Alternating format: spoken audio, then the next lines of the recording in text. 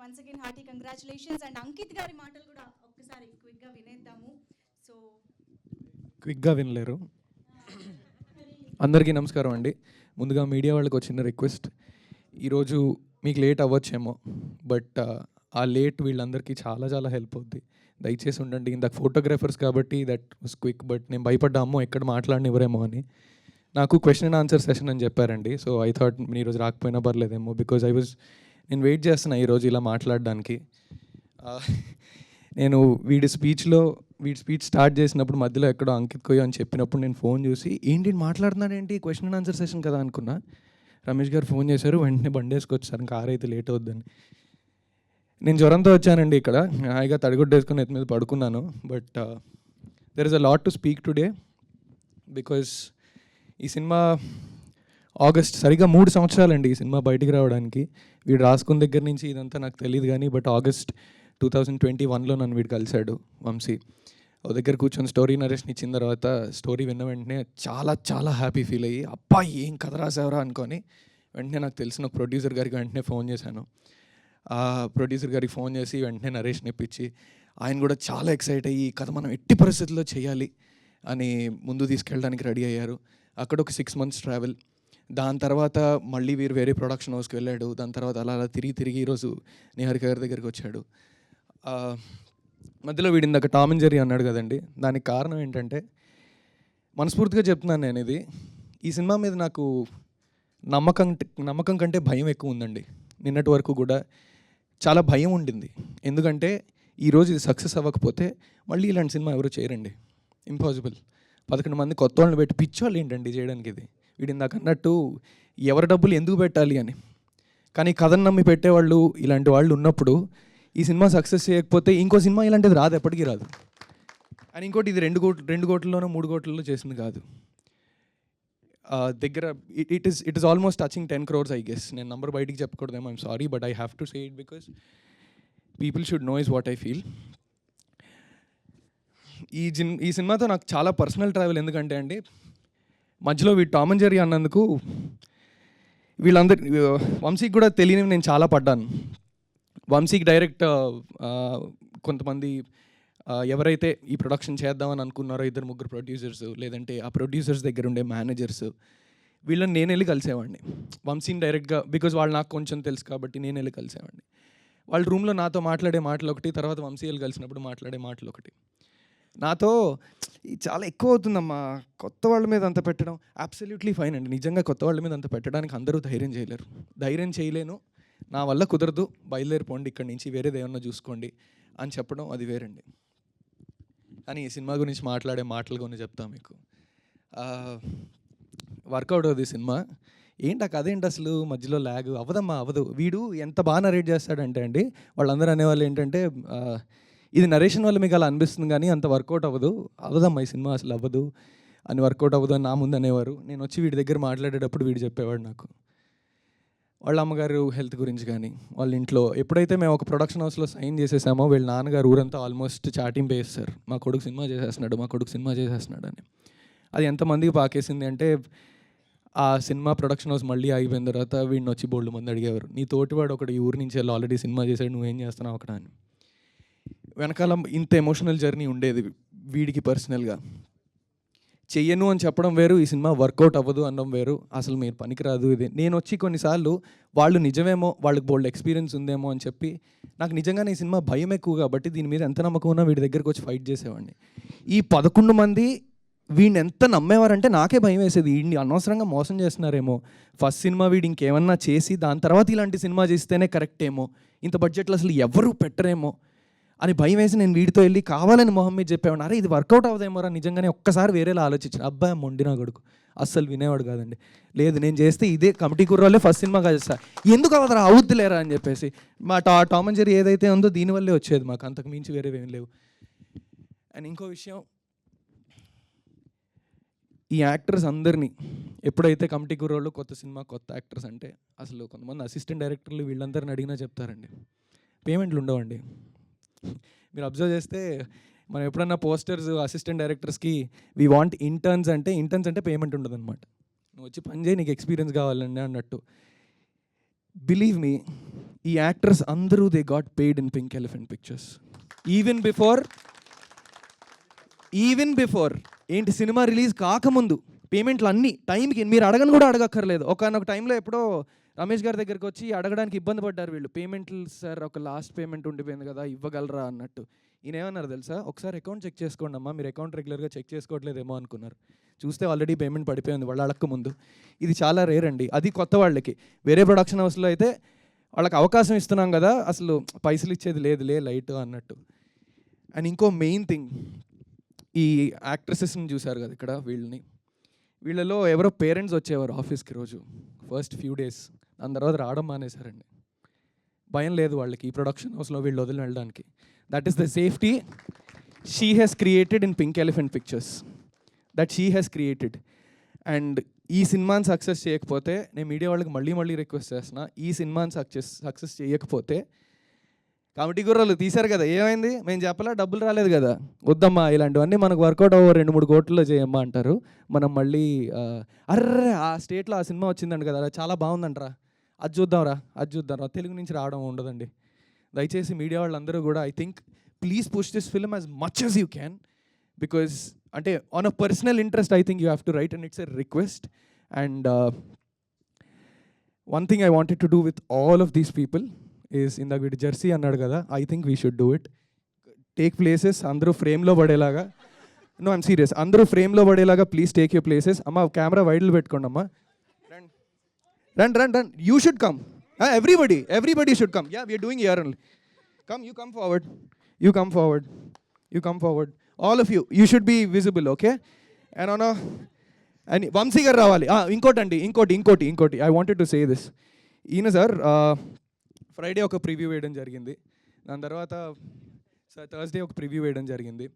And then ఆ షోకి అందరూ మేధావులే వచ్చినట్టున్నారు చాలా వరకు. మేధావులు నేను ఎందుకు అంటున్నా అంటే, మనం మర్చిపోయామండి ఈ సినిమాని అలా ఆస్వాదించాలో.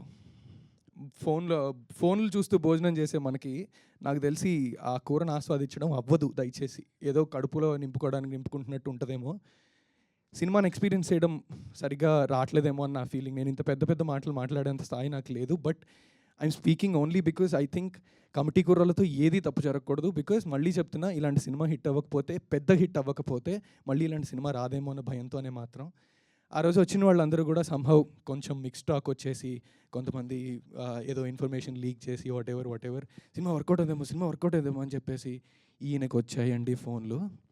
మామూలు ఫోన్లు రాలేదు ఈయనకి. ఈయన ఎంతో స్ట్రెస్ ఫీల్ అయ్యారు. అండ్ దెన్ బట్ ఎప్పుడైతే ఈవినింగ్ షో ఈ పెయిడ్ ప్రీమియర్స్ పడ్డాయో అప్పటి నుంచి జెన్యూన్గా మౌత్ టాక్ పికప్ అయిందో, that's when we all were so happy. ఈయనకి సంబంధం లేదు, ఈయన ఎప్పుడు హ్యాపీయే. బికాజ్ ఈయనకున్న ఎక్స్పీరియన్స్కి ఈయనకి తెలుసు అసలు మేమిద్దరం ఎదురుగా కూర్చొని టెన్షన్ పడిపోతున్నాం. అదే స్థితప్రజ్ఞుడు అన్నట్టు మేము చాలా టెన్షన్ పడిపోతున్నాం, ఏమవుతుంది సినిమా అసలు అమ్మో అని. ఈయన మాత్రం అక్కడ కూర్చొని ల్యాప్టాప్లో ఎవరికో ఏదో పంపాలి ఇదేం చూస్తున్నారు.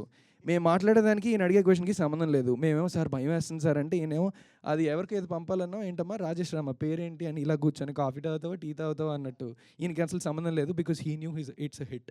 And yeah, so thank you so much Vamsi Nandivadi garu and a lot of other distributors who've trusted and is taking this film forward, and it's time for us to show how much we are proud of this film, I guess, right? Thank you so much.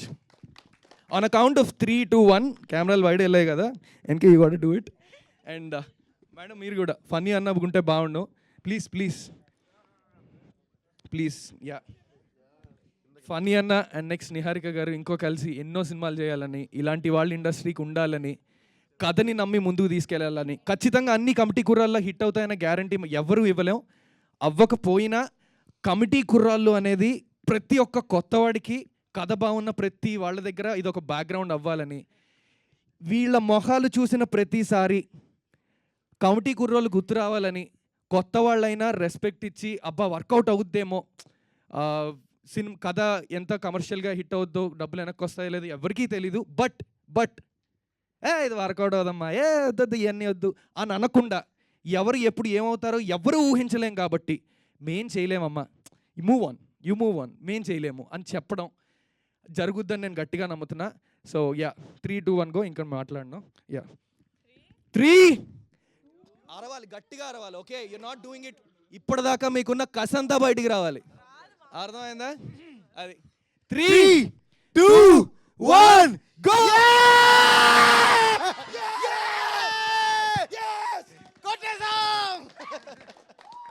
Thank you so much. Thank you. Wow amazing. Thank you so much Ankit గారు. Already థియేటర్స్లోనే మమ్మల్ని emotional చేశారు, stage పైన కూడా చేస్తున్నారు. Thank you so much. And we all know this wonderful and emotional journey మీ అందరూ ఈ cinema ద్వారా. సో ఇప్పుడైతే ఫైనల్గా ఆబ్వియస్గా నిహారిక కొణిదెల గారి మాటలు వినేద్దాము. ఎస్ నిహారిక గారు. నేను చాలా డెస్పరేట్గా Q&A కోసం వెయిట్ చేస్తాను అండి, because I want to know what they have to say. But I only have to talk about 3 people. అది నేను ప్రీ రిలీజ్ ఈవెంట్లో మాట్లాడిన ఒక 3 గురించి. ఒకళ్ళు మా రమేష్ గారు, మా ఈపీ మామయ్య. మన పెద్ద పింక్ ఎలిఫెంట్కి అంతకన్నా పెద్ద ట్రంక్ నువ్వు. ఎందుకంటే మా పింక్ ఎలిఫెంట్ యానిమేషన్లో ఒక ఎలిఫెంట్ నడుచుకుంటూ వస్తే దాని తొండం పైన సినిమా రీల్ ఉంటుంది అనమాట. సో నిజంగానే మా సినిమాని ఆయన భుజాల మీద వేసుకొని తీసుకెళ్లారు. బికాజ్ నేను షూటింగ్కి వెళ్ళలేకపోయాను, నేను ఇంకో సినిమా షూట్ చేస్తున్నాను, నేను అమలాపురంకి వెళ్తే క్రౌడ్ ఎక్కువ వస్తున్నారు, చాలా రీజన్స్ తోటి నన్ను షూటింగ్కి రానివ్వలేదు ఈయన. బట్ స్టిల్ ఎంత బాగా మేనేజ్ చేశారంటే you all can see the result now.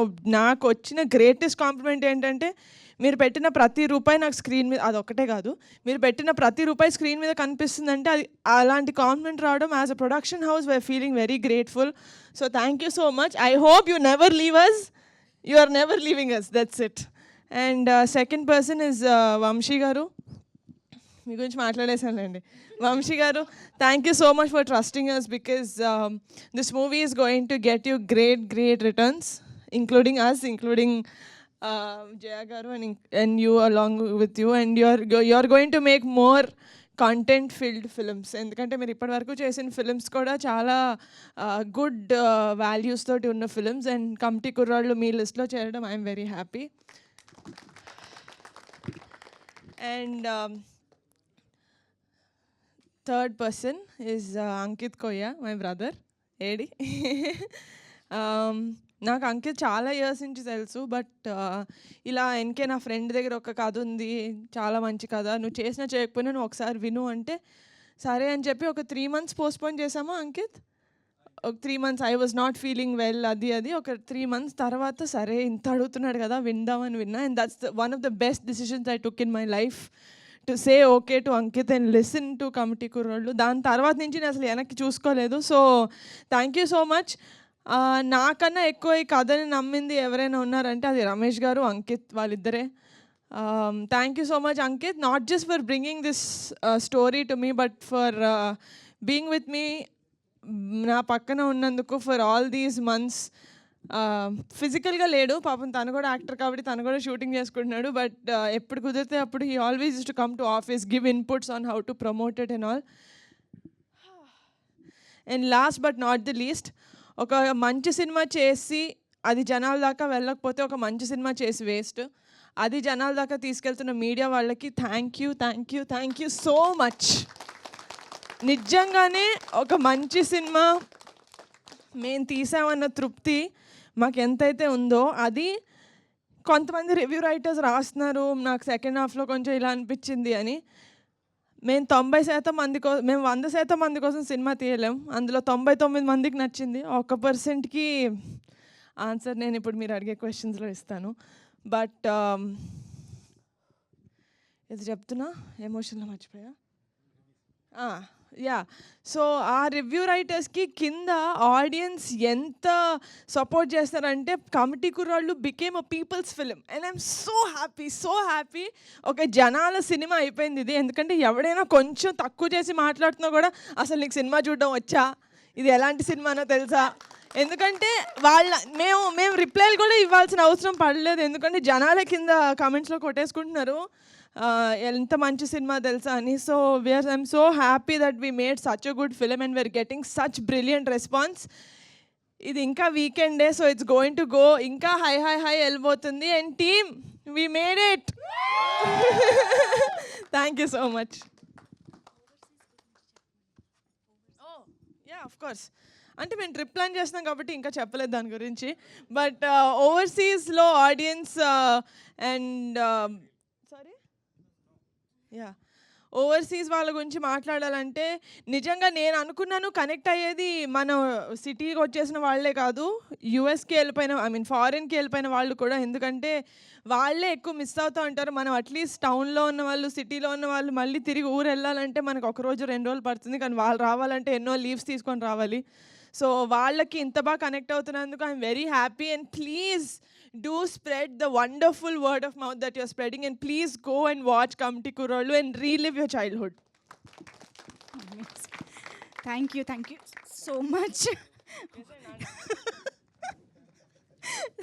Okay, క్విక్గా Q&A సెషన్లోకి వెళ్ళిపోదాం. చకచకా కుర్చీలు తీసుకొస్తున్నారా? వేశారా? ఓకే.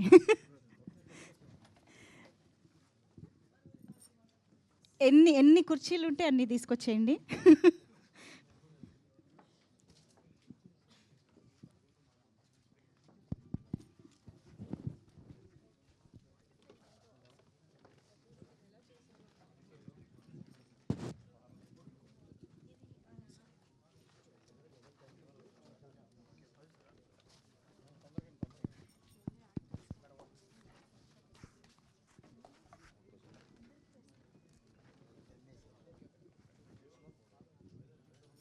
నేను కూడా అంతే.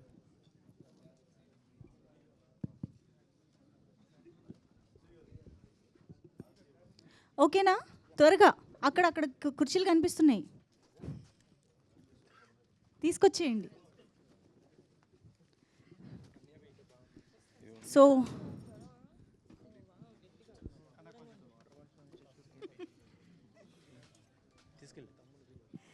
ఎస్, యాక్టర్స్ కూడా అందరూ స్టేజ్ పైకి వచ్చేసి కూర్చోండి ప్లీజ్. మూడే అడిగి వంశీ గారు మీరు ముందుకు వచ్చేసారా?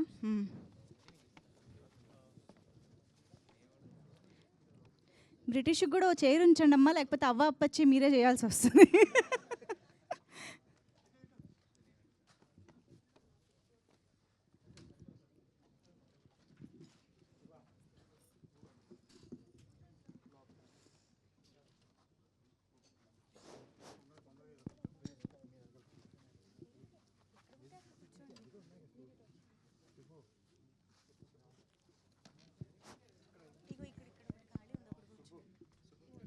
నేను సినిమా చూసా కదరా, చూసా.